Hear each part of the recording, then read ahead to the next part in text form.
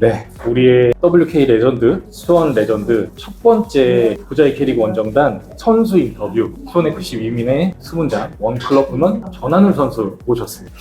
이렇게 또 비시즌 중에 또 다음 시즌을 준비하시느라 바쁘실 텐데 귀한 시간 내주셔서 너무 감사하고 오늘도 진짜 10년 넘게 한 클럽에서만 활약을 하고 계신데 그러면은 전한울 선수가 처음 내가 축구 선수가 돼야겠다 이런 목표와 꿈을 가지게 되신 동기가 있을까요? 아빠가 축구를 되게 좋아하셨어요. 선수는 아니신데. 네네. 근데 제가 임신을 하셨을 때부터 여자든 남자든 축구를 시켜야겠다.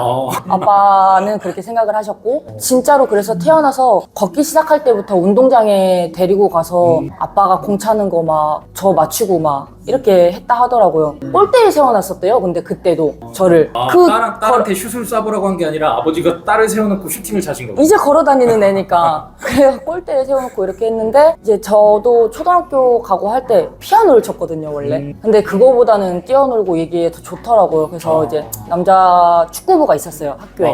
거기에서 같이 축구를 하다가 거기에 있는 코치님이 이제 여자 축구 감독님으로 가시면서 저를 이제 스카우트해서 데리고 가게 된 거죠. 아버님 이야기를 해주시니까 저에게도 좀 추억이었던 게 인천 남동에서 얼마 전에 펼쳐졌던 K리그 챔피언 결정 2차전 때 제가 막 이렇게 전한울 선수 깃발을 조립을 하고 있으니까 아버님이 저한테 오시더라고요. 사실 전한울 선수 아버님인지는 모르고 어느 어르신인가 이렇게 그냥 고생한다고 선수단 응원하는 거 참 멋있고 고생한다고 이렇게 말씀을 해주시나 했는데 알고 보니까 본인께서 내가 하늘이 아파다 라고 하면서 항상 이렇게 지켜보고 있는데 너무 고맙다 이렇게 말씀을 해주신 게 저도 이제 가끔씩 이제 남자팀도 그렇지만 부모님들께서 오셔서 이렇게 대견하다 팬들이 너무 고맙다 이야기 해주실 때도 있지만 전 먼저 이렇게 악수를 청해주시면서 그랬던 그 추억이 좀 저한테도 느껴지는데 제가 우연히 전한울 선수 동생을 만났는데 뭐 이야기를 한 건 아니지만 언니랑 너무 똑같이 생겼던데 그러면 저희가 인터뷰를 열심히 할 수가 없을 것 같아요. 제가 동생하고 닮았다는 얘기를 별로 안 좋아해가지고 비교가 안 된다 생각을 해가지고 저는. 근데 제가 또 그날 아버님을 뵈서 그런지 두 분이 그러면 자매가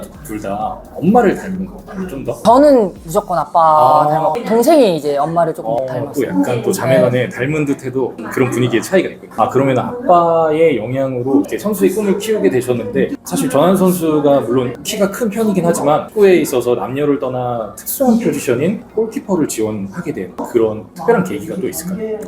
원래는 처음 시작했을 때 필드 플레이어를 했었어요. 근데 이제 졸업을 하는 언니가 나가면서 골키퍼 자리가 빈 거예요. 제 친구 한 명, 둘이서 키가 제일 컸는데 그 중에 그냥 조금 더 유연했던 사람이 저였어요. 네, 그래서 이제 선생님이 네가 한번 해볼래? 이랬는데 저는 그때 당시 또 뛰는 게 너무 싫더라고요. 그래서 골키퍼를 하면 안 뛴다 였어요. 저 어릴 때는. 그래서 이제 그렇게 해서 하게 된 게 골키퍼를 시작하게 된 계기였던 것 같아요. 그때가 몇 학년 때였나요? 골키퍼로 전향을 하게 이제 초등학교 6학년? 초등학교. 네. 그 전까지는 그러면은 전한울 선수는 필드 플레이어 중에 포지션을 어디를 주로? 저는 사이드백도 보고 그냥 막 한 번씩 막 수비형 미드필더도 서보고 했는데 거의 사이드백 봤었던 것 같아요. 그러면은 사실 여자 축구 선수로는 되게 일찍부터 골키퍼를 전문적으로 계속 하게 됐던 겁니다.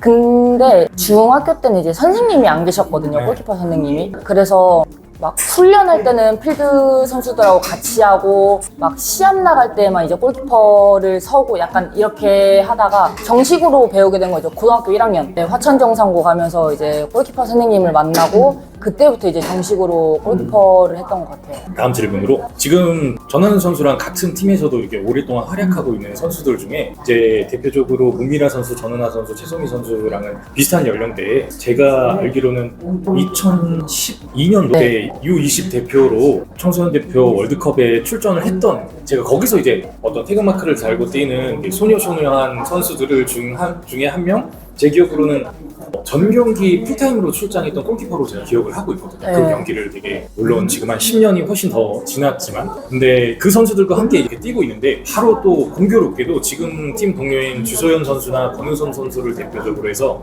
바로 윗세대 언니들이 앞전 2010년대 때 3위를 했던 제 기억이 그때 이제 막 지메시다, 주소연 지메시다 이런 이야기도 나왔었는데 시간이 한참 지나긴 했지만 내 친구들, 내 연령대의 동료들과 함께 참가했던 그 그 2020 U20 월드컵 때 앞전 선배 언니들이 너무 좋은 성적을 내서 혹시 그 대회에 참가하면서 플레이하면서 좀 부담스럽거나 그러진 않았어? 19세부터 준비를 해서 이제 20세 월드컵을 나가는 거였거든요. 근데 마지막 그 출전권 얻으러 가는 대회에서 허리 디스크가 살짝 안 좋아서 시술을 받으러 가는 바람에 같이 못 갔어요. 19세 티켓 따러를. 근데 출전권이 얻어져서 저희가 20세 월드컵에 출전하게 됐던 거거든요. 근데 그래서 그냥 그 언니들 때 부담감과 이런 거보다는 처음 나가는 그 큰 대회고 아픈 것도 좀 있었어가지고 그냥 그렇게 다시 출전권을 얻게 됐다는 게 좀 그냥 그거에 크게 의미를 두고 갔었던 것 같아요. 부담감보다는 그래도 막 설렘, 감사함 이런 걸로 출전을 했었던 것 같아요. 사실 기억해보면은 그 2012년도에 뛰었던 선수들 그 팀도 8강이라는 성적이면 굉장히 좀 아직까지도 여자 축구가 막 그냥 자리가 잡혀있지 않거나 그런 상황에서 되게 뛰어난 성적인데 그 앞전에 워낙 좋은 성적을 거뒀다 보니까 일반적인 어떤 여자 축구 또는 국가대표 팬들 입장에서는 후배들이 부담스러워하지 않을까 생각할 수 있었는데 전환 선수 오히려 그 대회에 참가하게 됐다는 거를 되게 영광스럽게 생각했고 그랬다는 점이 좀 선수를 통해서 전달이 되는 것 같습니다. 그럼 전환 선수가 여자 축구 키퍼로서도 제가 봤을 때 좀 키가 큰 편이라고 좀 생각이 들고 특히나 좀 뭔가 키퍼에 좀 더 적합할 정도로 팔이 좀 길다라는 좀 느낌을 항상 플레이할 때 좀 느껴지거든요. 어떻게 좀 본인이 느끼시기에는 본인의 신장과 신체 구조가 키퍼하는데 도움이 된다라고 생각하는지. 좋은 것 같아요. 저는 제가 이게 좀 이렇게 보이는 데가 제가 좀 말라 보이는 게 있거든요. 그러니까 팔다리가 그래서 조금 더 이렇게 길쭉길쭉하게 보이는 것도 있는 것 같고 근데 확실히 손을 뻗었을 때나 이랬을 때 더 걸리는 게 많긴 하니까 그래도 짧은 거보다는 좋은 것 같아요. 그러면 이런 외적으로 보여지는 비주얼 때문인지 경기 중에 1대1 상황에서 어떤 선방을 하거나 공중볼을 처리하게 됐을 때 뭔가 좀 더 시원시원해 보이기도 하고 제가 좀 여자축구 국가대표를 중심적으로 초창기 때 또 WK리그 초창기 때 봤던 키퍼들의 장면을 보면 흔히들 이제 만세골이라고 하죠. 여자 선수들이 좀 남자 선수들과의 신체 구조가 좀 다르기 때문인지 머리 위로 뛰어오다가 갑자기 낙차가 크게 떨어지면서 골대를 향하게 됐을 때 양손을 넓게 들고 그냥 흘리게 되듯이 골이 되는 장면들이 많은데 전환 선수는 거의 그런 장면이 보이지 않거나 아니면 공중볼에 대한 처리도 되게 남자 선수들 못지 않게 하는 모습들을 좀 볼 수 있는데 전환 선수가 좀 뭔가 그 전에 남자 축구만 보셨던 팬분들한테 각인되어 있는 이 안 좋은 이미지 여자 축구 골키퍼는 이래서 안 돼 그런 인식을 좀 바꿔주는 선수였다고 저는 이렇게 생각하는데 본인은 좀 그런 부분에 본인의 플레이 스타일이나 그래서 좀 어떻게 평가를 하시는지. 진짜 저희 여자 선수들이 공중볼이 진짜 약해요. 그래서 어렸을 때부터 고등학교, 대학교 때부터 공중볼에 대한 훈련을 정말 많이 했었어요. 코너킥 뭐 그렇게. 그리고 정면에서 때리는 건 솔직히 위치 선정이 좀 많이 중요하다고 생각을 하거든요. 근데 저도 많이 먹었었을 거예요. 많이 먹었었는데 이제 그러다 보니까 이제 더 위치 선정에 대한 걸 신경을 쓰게 되고 그리고 그게 잘 맞아 떨어졌던 것 같아요. 그러면 전환 선수도 물론 김정민 선수나 훨씬 더 오랜 기간 한 선수들도 있지만 전환 선수도 어떻게 보면 여자축구 WK리그나 대한민국 여자축구 선수 중에 굉장히 긴 시간 골키퍼로서 활약을 하고 있는데 본인의 신인 시절이나 지금 이제 골키퍼 지도나 이런 코칭 선수로서 활약하는 데 있어서 여자축구 골키퍼들에게 그러면 이런 것들이 좀 더 많이 발전됐다라고 좀 느끼시나요? 원래 여자 축구 골키퍼 선생님들이 많이 안 계셨었어요. 지금 뭐 WK리그는 당연히 다 계시지만 대학교에도 없고 고등학교도 있는 팀 있고 없는 팀 있고 아직 그게 크거든요. 그래도 생기고 있다는 거에 저는 좀 감사한 것 같아요. 워낙 여자 축구 골키퍼들이 훈련을 잘 못 받았었어가지고 이제라도 좀 생기고 있는 거에. 그러면 이제 선수들이 국가대표급 선수들이나 WK리그의 넘버원 골키퍼들이라면 다들 진짜 그 분야에서는 이제 손에 꼽히는 선수인데 그 선수들이 과거보다 훨씬 좀 기량이 좋아졌다. 팬들이 그렇게 느끼는 부분들에도 전환 선수가 이야기하신 것처럼 좀 뭔가 좀 체계화되고 교육이나 시스템들이 그래도 WK리그 정도 수준에서는 오차카가 이렇게 좀 안정적으로 되는 이런 영향도 분명히 들었습니다. 골키퍼라는 포지션으로 긴 시간 동안 활약하면서 본인이 축구 선수 중에 좀 롤모델로 삼고 있는 선수가 있다면 어떤 선수인지 또 그 이유가 특별히 있는지 없으면 없다고 네. 참고로 공유라 선수는 롤모델 없다고 했었어요.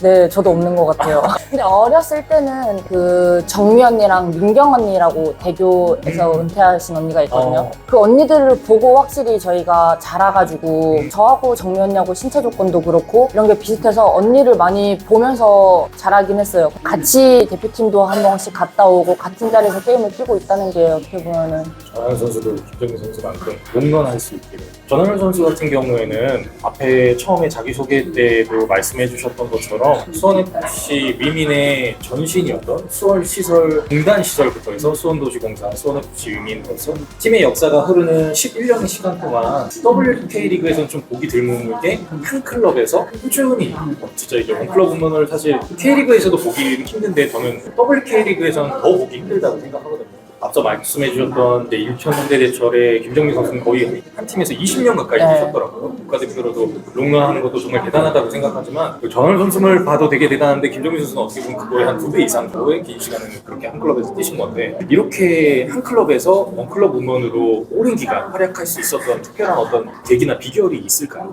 솔직히 뭐 운도 좋았던 것 같고 그리고 제가 처음 실업에 왔을 때 잘하는 선수가 아니었어요. 20세는 가서 게임은 뛰고 왔지만 그것도 운이 진짜 좋았고 잘하는 선수가 아니었는데 그래서 저는 게임을 많이 못 뛰었었어요. 제가 이제 팀을 끌어가기 시작한 게 몇 년 안 됐거든요. 그러다 보니까 그냥 뭐 초반에는 제 실력이 감춰져 있으니까 오래 있었던 것 같고 이제는 뭐 게임을 뛰기 시작하고 그래도 그냥 열심히 하고 있는 걸 좋게 봐주시지 않았나. 이렇게 또 전하늘 선수가 성장형 선수, 대기만성형 뭐 축구 선수를 워낙 오랫동안 하셨으니까 뭐 남녀를 통틀어서 대한민국에서 연령대에 반짝반짝했던 선수들이 20살, 30살 되면서 부상이든 개인적인 어떤 사유든 간에 팬들에게서 점점 시간이 지나면서 잊혀지거나 조기 은퇴하는 선수들도 많잖아요. 네. 그리고 팬들 입장에서는 사실 이렇게 좀 인고의 시간을 좀 거치더라도 오랜 시간 동안 좀 더 시간이 지나면서 더 성장하는 그런 선수들에게 좀 더 예정을 가질 수밖에 없는 것 같습니다.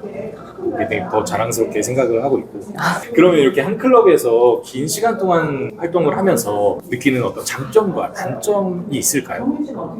장점이자 단점이라고 할 수 있는데 시스템이랑 뭐 이런 분위기, 적응 이런 거를 너무 잘 알고 있고 다시 적응을 할 필요가 없고 이런 게 어떻게 보면은 진짜 큰 장점인데 큰 단점은 너무 또 거기에 익숙해져 있고 어떻게 흘러갈지에 대한 걸 아니까 새로운 거 없이 안주할 수 있는 그렇게 되는 게 이제 장점이자 단점인 것 같아요. 그러면은 전하늘 선수가 뭐 제가 다 지켜보진 않았지만 11년 동안 한결같이 이렇게 해오고 꾸준히 성장할 수 있었던 데는 본인이 좀 그래도 이 안에서 내가 너무 익숙하지만 뭔가 이렇게 안주하지 않으려고 뭔가 계속 좀 시도해를 했을 것 같고 분명히 다른 많은 선수들은 그거를 내가 환경을 바꾸지 않고서는 내가 어떤 내 그냥 의지만으로는 안 될 것 같다 해서 지금 소속된 팀에 대한 안 좋은 감정이 있거나 이런 게 아니더라도 일정 시간이 지나면은 계속 좀 팀을 바꾸는 경우가 있을 수도 있다라고 생각을 하거든요. 네, 맞아요. 대표적으로 얼마 전 은퇴했던 이근호 선수가 인터뷰에서 그런 이야기를 하더라고요. 자기가 이 팀을 많이 바꿨던 건 다 좋은 기억들이 있는데 나는 일정 시간 있으면 내가 스스로 좀 도태되는 것 같아서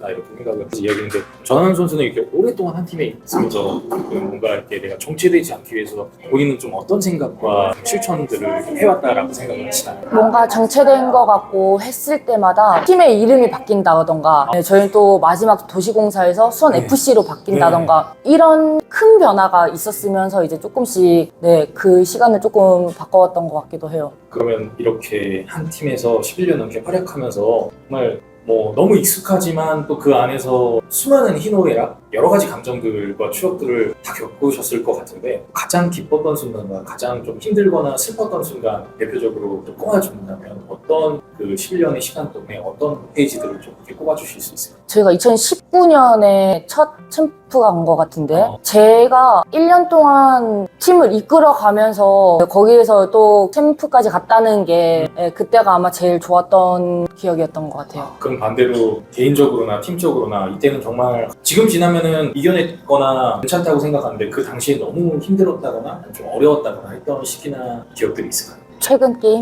최근? 네. 그렇죠. 2차전 영상을 아직 다시 보지도 않았습니다. 그렇군요.